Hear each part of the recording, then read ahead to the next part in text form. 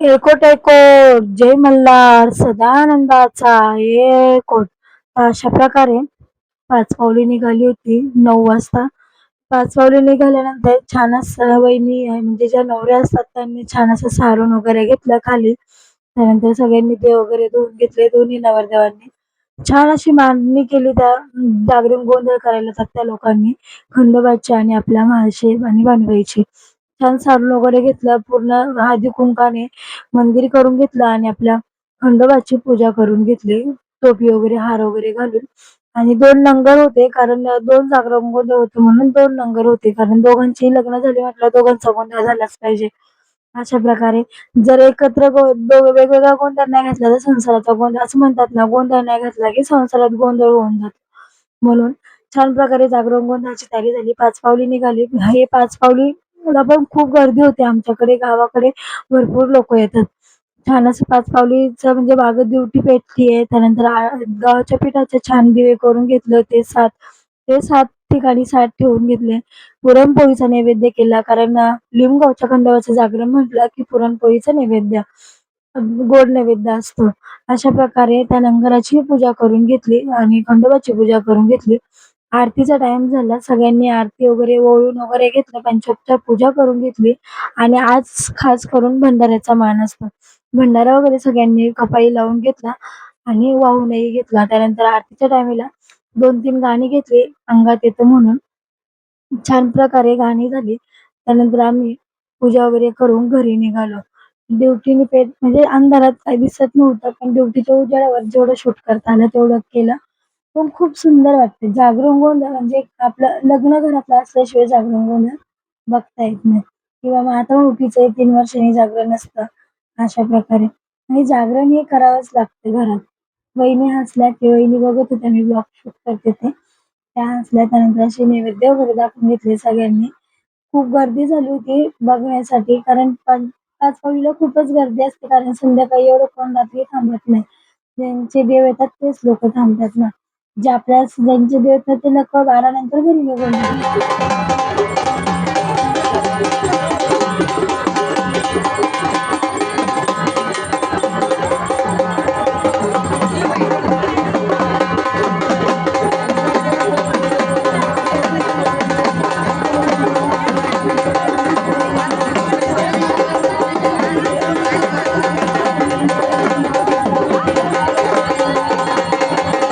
छान असे वाजत-गाजत देव घरी घेऊन आले. त्यानंतर आपल्याकडे पद्धत असते, की दोन्ही नवरदेवांना पाटावरती उभं करायचं असतं. त्यानंतर नवऱ्यांनी पाय धुवायचे असतात. तर दोघींनी छान प्रकारे पाय वगैरे धुवून घेतलं, पूजा वगैरे करून घेतलं आणि ते जे काका असतात म्हणजे जागरण गोंधळ करणारे, गोंधळी बोलतात त्यांना, छान प्रकारे पाय वगैरे धुवून घेतले दोघींनी, आरती वगैरे करून घेतली. अशी ओव्हरऑल लगबग चालूच होती मंडपात.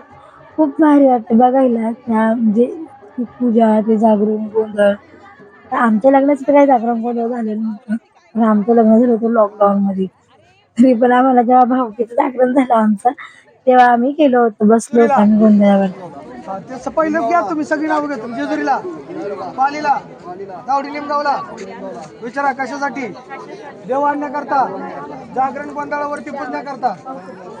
आता हो तुम्ही विचारा कारभारी कुठे गेलता? थोडं ठोकर दम देतो काय कारभारी, कारभारी म्हणा.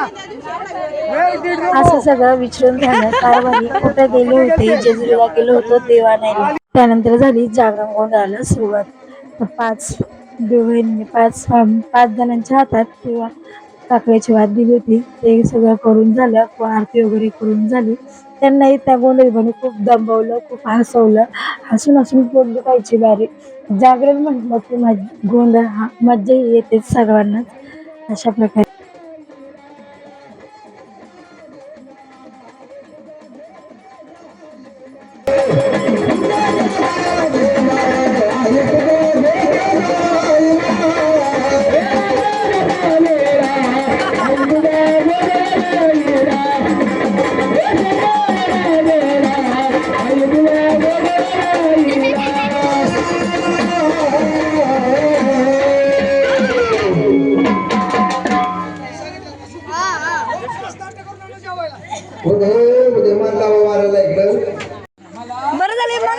मला नव्हती ना.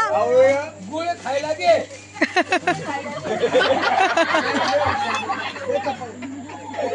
काकी कुठे गेली?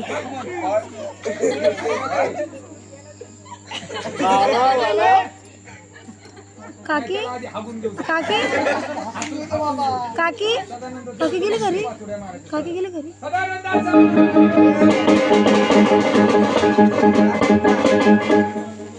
चार झाले, एक राहिली बरं का. हा, मी मोजतोय. माझ्या संख्या कानाने मोजतोय मी. अरे डोळ्याने मोजतोय बाबा. यांना गरज होती ड्युटीची. सलग मारायचे, सलग मार.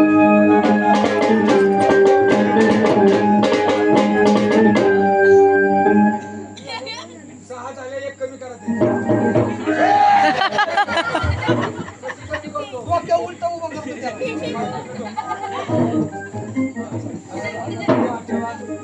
तोंडवर करा. लिंबू दाताने फोडा. पडला यांनी. आज बिया पडतील का? अरे ती काही गिरण आहे का? गिरण नाही बाबा. बिया पडल्या तरी ते आत्ता पडतात. आपल्या दोघांनी तिने बोलू.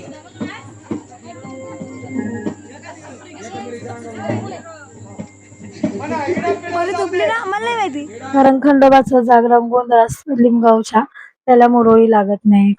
जे लिमगावच्या खंडोबाला ती मुरळी लागत नाही, त्याच्यामुळे ते दिवट्याला म्हणजे जे काय असेल एक 10-1-1.5 तास दिवट्यामध्येच घालवतात. खूप भारी वाटलं त्या दिवट्याला सजवलं त्या पोरांची गंमत बघायला.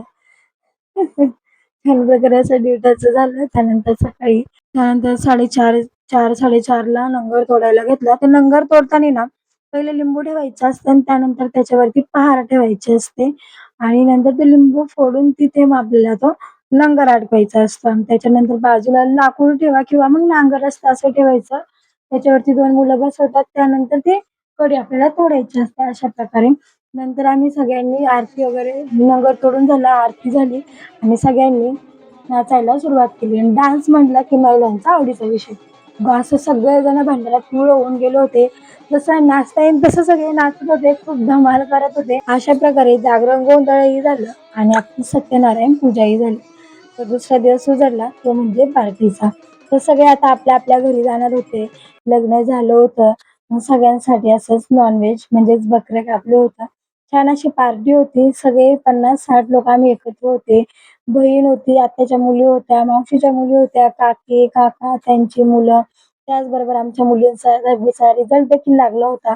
दोघी पण छान अशा मार्काने पास झाल्या होत्या. एकीला 83, एकीला 87 असे टक्के पडले होते. तर तुम्हाला तर माहितीये मी माळकरी आहे. आम्ही फॅमिलीच माळकरी आहे. फक्त आदू एकटीच खाते. मग तिला मी भरवत होते. तर ते सगळ्यांचं मागं चालूच होतं. माडी आणली होती, माडी पूजत होतं.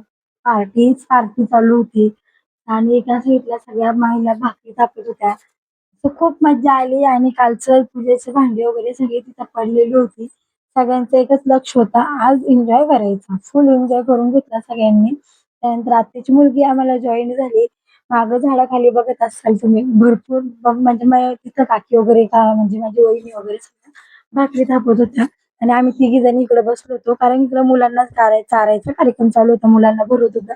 मागं ते आमचं क्यूट कपल, आता नवीन लग्न झालंय, हे गप्पा ठोकत होते. चिमण्याचा आपला तर राडा चालूच असतो. कुठेही गेला तरी तो खेळतच असतो. अशा प्रकारे जवळ-जवळ 9 वाजल्यापासून 11 वाजेपर्यंत किती भाकरी केल्या असतील? जवळ-जवळ 150 भाकरी यांनी केल्या सगळ्यांनी. तर तिघी-चौघींनीच भाकरी केल्या. बाकीचे सगळे माडीच्या नादात झुंज होते. कंपनी देत होते. मुलांसाठी असे छान असे झोके बांधले होते. माझा चिमण्याचा राडा कुठेही सुरूच असतो. ती माझी वहिनी, तिची मुलगी मातीत खेळत होती. असं सगळ्यांचं असं अवतार असं गरमीने हैराण झाले होते सगळे.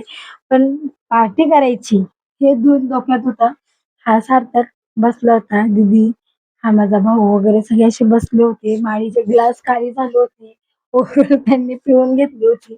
आमची म्हणून म्हणून पीच घेऊन मातीत खेळत होती. 6 नवरदेव आमचा. त्याच्या लग्नानिमित्त सगळी फॅमिली एकत्र आली. पण खूप राडा केला सगळ्यांनी. एक म्हणतात ना, फॅमिली एकत्र येण्यासाठी काहीतरी कारण लागतं. असं कोणीच भेटत नाही. एकतर असतो आपला उरूस किंवा मग असं कोणाचं तरी लग्न कार्य असलं की तरच आपण एकत्र येत असतो. त्या लग्नाच्या निमित्ताने एकत्र आलो. आता पुढच्या वर्षी कसं एकत्र यायचं हा प्लॅन चालू होता. आमची वहिनी म्हणत होती की वटी भरण्यानिमित्त सगळे एकत्र येऊयात. अशा प्रकारे तर सुंदर अशी पार्टी झाली, सुंदर अशा गप्पा चप्पा झाल्या आणि आमच्या घराच्या बाजूला फणस, आंबा सगळी झाडं आहेत. कसा वाटला ब्लॉग नक्कीच कमेंट मध्ये सांगा. सर्वांना श्री स्वामी समर्थ, श्री गुरुदेव दत्त. भेटूया पुढच्या ब्लॉग मध्ये असाच एक व्हिडिओ घेऊन. तोपर्यंत मी इथंच थांबते.